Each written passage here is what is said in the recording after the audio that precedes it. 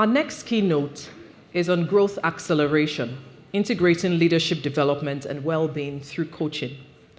And our speaker today is Dan Shi, the Director of Behavioural Science, APAC CoachHub. Dan Shi is an author, an executive coach, and leads the APAC Behavioural Science team at CoachHub. Combining her 20-plus years in corporate leadership and expertise in psychology, Dan specializes in helping professionals become more effective leaders. She's held various senior leadership roles within Fortune 100 companies, and she was the Director of Strategy at Adobe, Chief Marketing Officer for Lenovo and Cisco, and most recently, Executive Coach for KPMG. Please welcome with me, Dan Shi.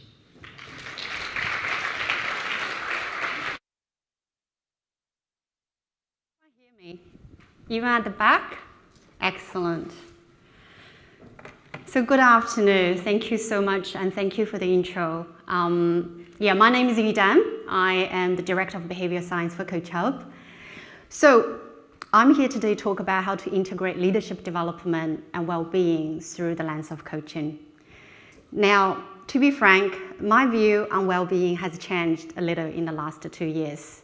And no, it's not a direct result of the pandemic.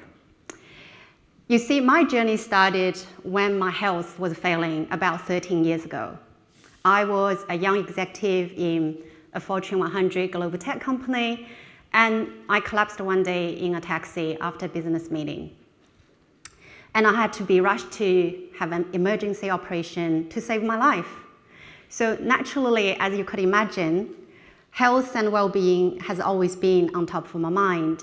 And I had vowed to take care of myself. And thankfully, in the past decade, I had been mostly healthy. So why did I say my view on well-being has changed then? Well, you see, I had to learn to readjust back to the corporate world in the last 2 years. Prior to that, I had been running my own business as a coach, author, and speaker. And coming back to the system had given me a different perspective. Even though with my experience, my training, I done coaching psychology degree with Sydney Uni, not long after my incident, because like I said, I vowed, I made life-changing experiences. I moved from a global tech executive to specializing in organizational psychology and coaching. So massive changes. So coming back with my experience, with my training, and even with my best intention, I can tell you, it's not always easy to practice my well-being or wellness ritual.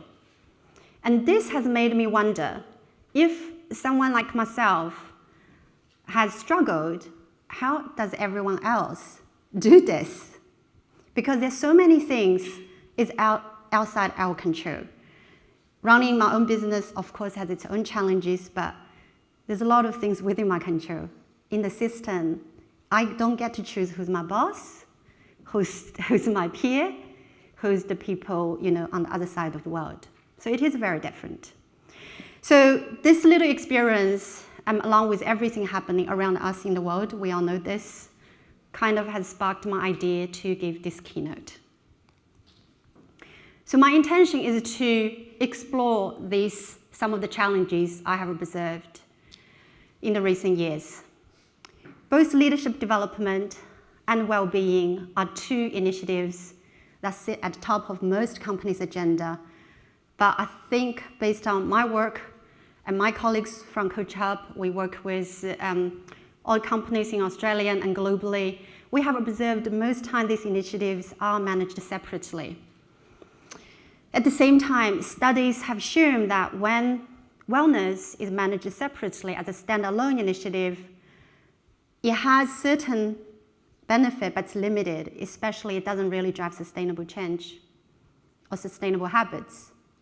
So then how can we leverage science or what we have learned in the past few decades in the science to integrate leadership and development and well-being maybe just a bit more effectively? Because at the end of the day, it's the same person we are targeting. You don't need to hear from me, which is why I don't put any big stats on this slide. You don't need to hear from me to tell you how beneficial it is for our well-being management. We know it helps to drive engagement, productivity, mental health, and even creativity, innovation. We know all of that.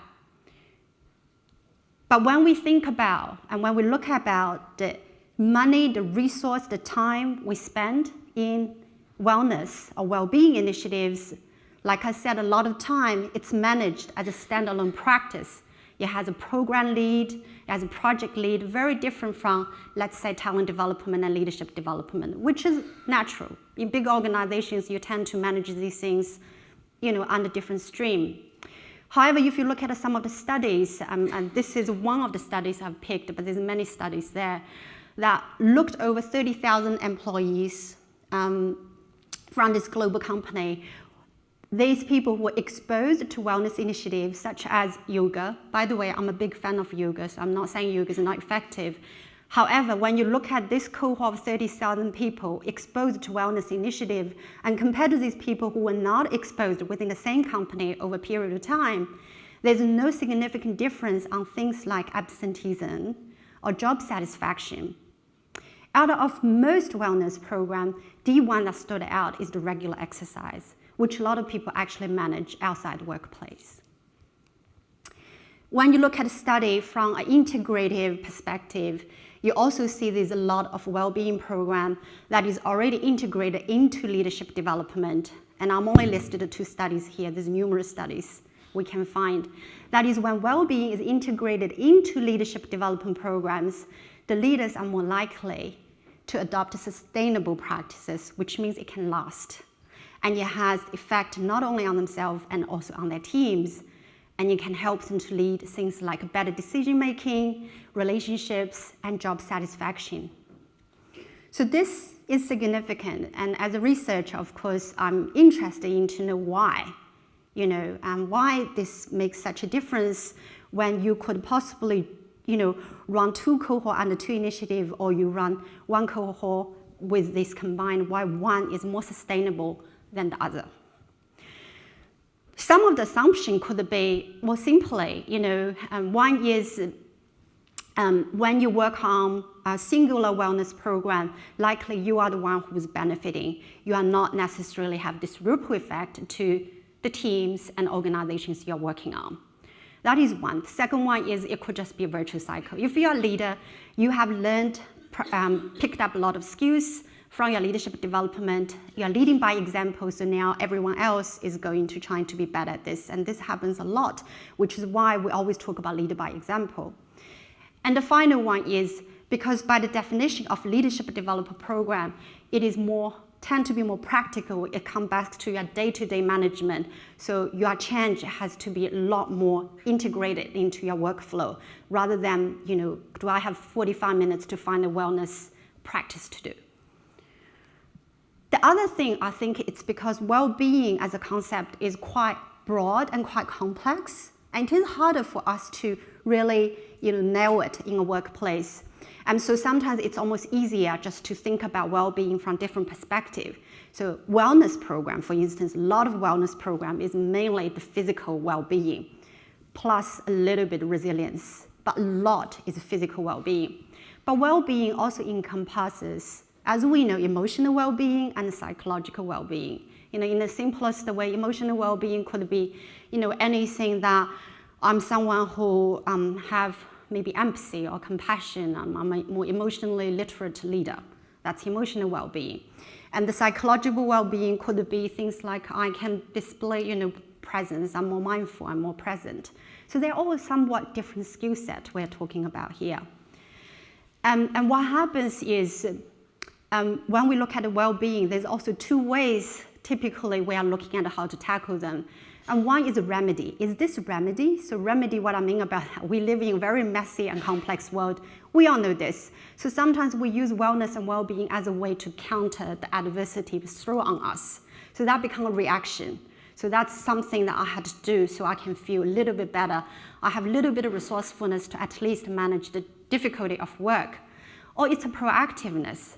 When it's done proactive, which is one of the key concepts I want us to walk away with, is that I'm advocating well-being should not be treated as something we do just because so I can have the energy to turn up to work next day or next month.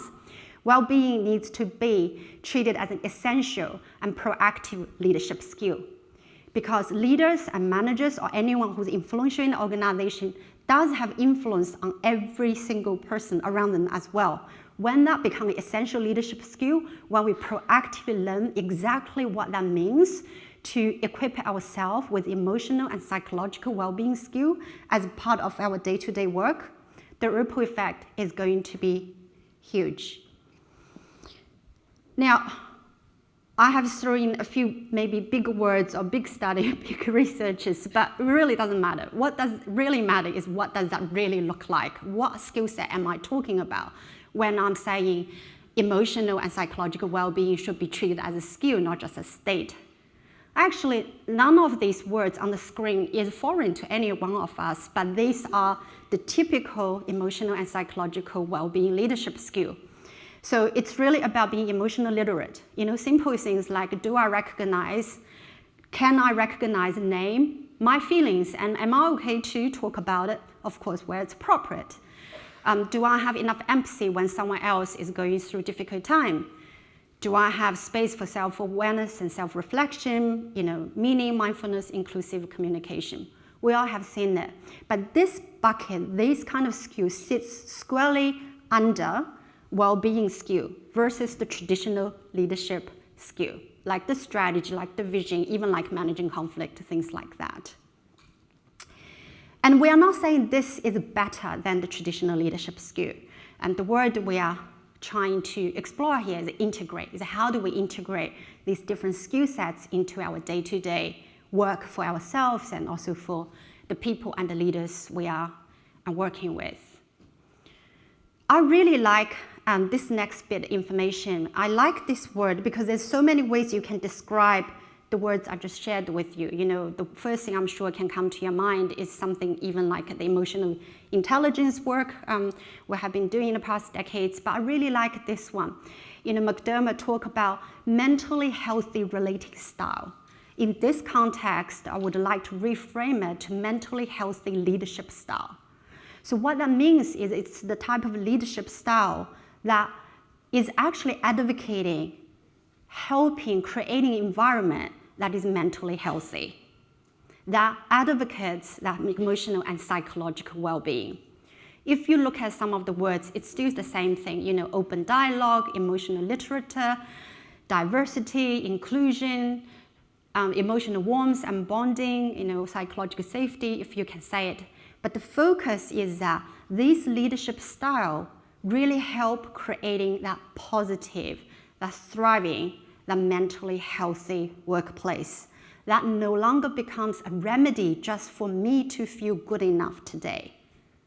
It now becomes something we can all work on as a system. Because we all know how, if someone, I often say, look, you actually can't choose who your boss is. And if you really have a trying to find a word so it can be respectful because it's videotaped. If you have a boss who's not, that great, it is a bit bad luck, isn't it? We are working HR. We know the number one reason, top of reason people leave and people not happy is if you don't have such a great boss, in addition to lack of career progression. That's really the two main reasons that drive people away. But if you have one, you're stuck, isn't it? It's not like everyone can just pick up and leave tomorrow. So do I then make myself to learn as many skills as I can so I can just count as an active effect, or do I work on the root cause, which is helping more leaders understanding? Because I actually don't believe when we say not great leaders, I actually don't believe most of them mean to hurt people. They mean to create this cycle, like this negative thing on you. They don't realize the things they said today actually makes you or makes me upset for the next 3 weeks. I genuinely believe most human beings are not like that. They just lack of self-awareness. Yeah? Even when we hurt people, when we say something we don't mean, and like 3 months later, I would have someone junior come to you, oh, that meeting you done when you shut me down. I'm like, did I shut you down? But the impact on them is huge and it's real. And we know that, from numerous studies, leaders who don't have this mentally healthy relating style, who tends to be authoritative, their impact on the team culture, on the psychological well-being is hugely negative. The other way you can look at this is really, Josh Basin has been using this word, human-centered skill, really popular in the last few years, but it's really a similar thing, right? It's about how we can work through that, taking a human lens rather than financial outcome lens. It all sounds really wonderful, and it actually gives me warm, fuzzy feeling when I talk about that. But I don't live in the warm, fuzzy world the second I walk out of this speaking session. Because the reality is, even though we know the benefits of these things, whether it's mentally healthy leadership style, whether it's a human-centered skill, whether it's emotional psychological well-being skill, the reality is, and I'm going to just use the human-centered skill as a word to summarize everything I said, simply because it's easier for me to pronounce and for me to do everything. It's actually highly complex. Because if it's not complex, don't you think all the leadership program in the last 5 decades would have killed all of us? It's actually complex. Even for people who genuinely want to change, it's actually really difficult to do because we are all creatures of habits. We bring to workplace with our own habits, our own behavior, our own views, automatic triggers and everything, right? It's also complex because for most of us, when we look at someone, we can only see what's external, right? The visible. A lot of us have seen this iceberg model, what we can see visible. So if I have 3 leaders, maybe I'll view all of them as that's the word, authority. See, without the word, I can't even say it. Let's just say not great leaders, right? We might think, they kind of not providing that thriving culture. They might not be emotionally open. They don't have the style we want. But how do we know underneath all of them? How do they really feel and what makes them so difficult to become a more empathetic and compassionate leader? For one leader could simply be just scared to do that. For another leader could be, for whatever reason, he's already disengaged. He actually doesn't want to stay, but he won't tell you, and our engagement survey hasn't picked up that sign yet. And for the third person could be really want to learn that, but too scared to get help, don't want to express, telling people wants to become someone they are not used to. So underneath, it's really, really difficult to see. And this is why when it's a one-size-fits-all program happens, often we find the change is very limited and very limited. And part of the reason is because when we think about a human behavior change, or when we think about learning anything, and this doesn't even have to be in the business world, is typically, the complex skill sets that requires behavior change requires a very different kind of learning and development methods. So if you look at some technical skill as example, can you entering this accounting thing, which I call technical skill, or learning security, technical skill, maybe a one-size-fits-all training is work. Enter accounting item this way. You better learn this way, because otherwise you're going to have bad balance sheet. But with other programs, we cannot do one-size-fits-all, because the example I just gave to you, it requires a fundamental behavioral change. And I think that this is where the challenge is. This is why learning these skills is so difficult for a lot of leaders, because the traditional way we approach L&D is primarily focused on transferring the knowledge.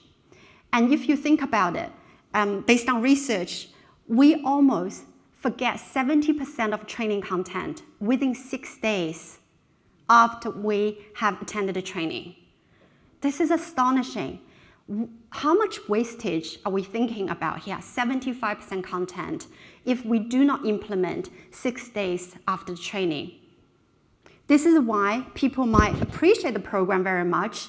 I'm having some life-changing moments during this session, but most people won't do anything about it because they haven't had a chance. We haven't had a chance to change once we go back to the workplace.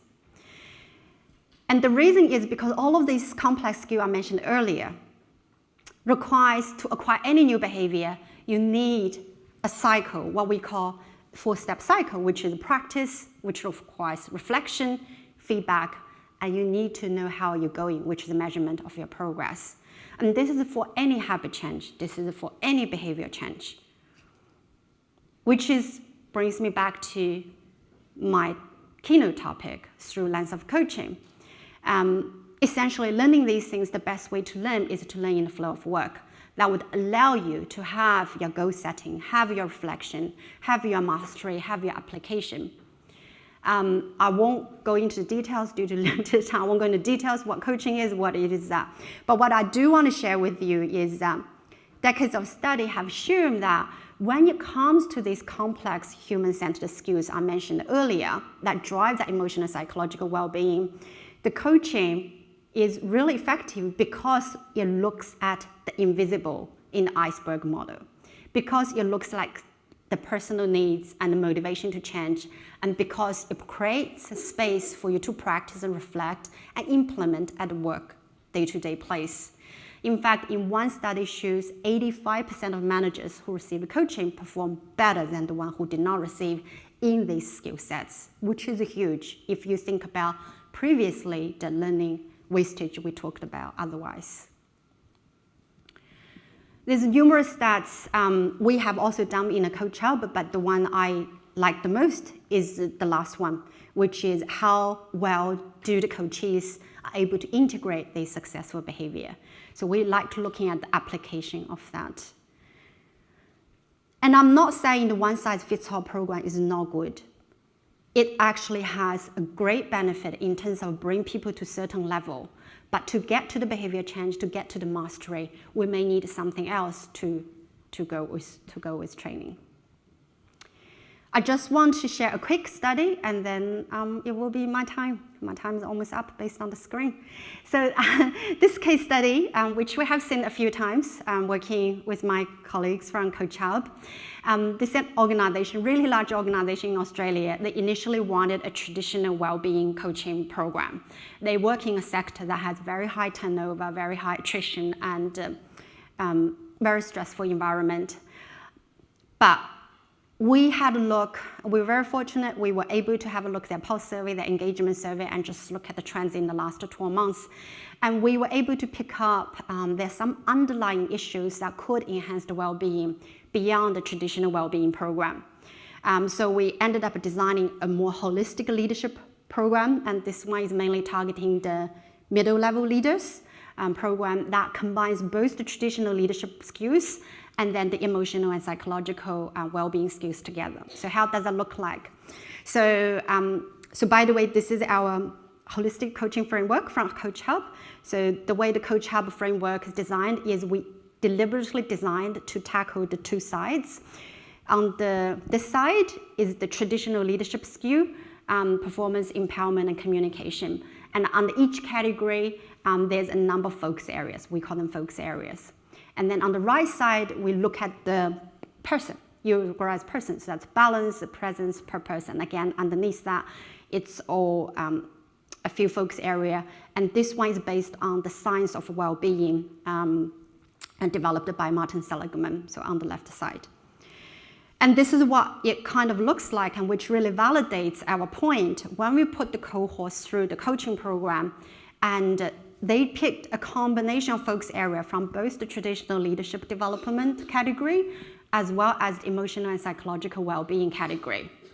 And that was really interesting. And when we did our program debrief with the program leader, and it was confirmed, for instance, things like the centeredness, which is part of under the presence, the centeredness actually helped the people to manage time better, as an example. Or all the things like emotional regulation help the team to communicate better. So as you can see how the left side and the right side really kind of work together well. Okay, I think this is pretty much my last slide. So I'm hugely passionate about this topic, as I mentioned before, especially coming back to corporate the second time. It's not easy when you have to deal with, deal with is a bad word, work with, collaborate with people with all different personality, different style, different thing. It is very complex. The work you guys are doing in this room is enormously admiring, because you are managing and leading the way in such a complexity. But I genuinely believe the future of leadership development goes beyond the traditional leadership skill, and it needs to move into the whole person development. Every person we work with, every person leads in the organization, their impact on other people's psychological well-being, on their psychological well-being is bigger than we think. So if we can work together to ensure our leaders and that has the fundamental emotional and psychological well-being skill as part of their overall repertoire, I genuinely believe that we will create a more mentally healthy workplace. So thank you so much, everybody. I will be at the CoachHub stand all afternoon. I also will be doing book signing for my book called Come Alive. So feel free, come to say hello to my CoachHub colleague and myself, and thank you so much.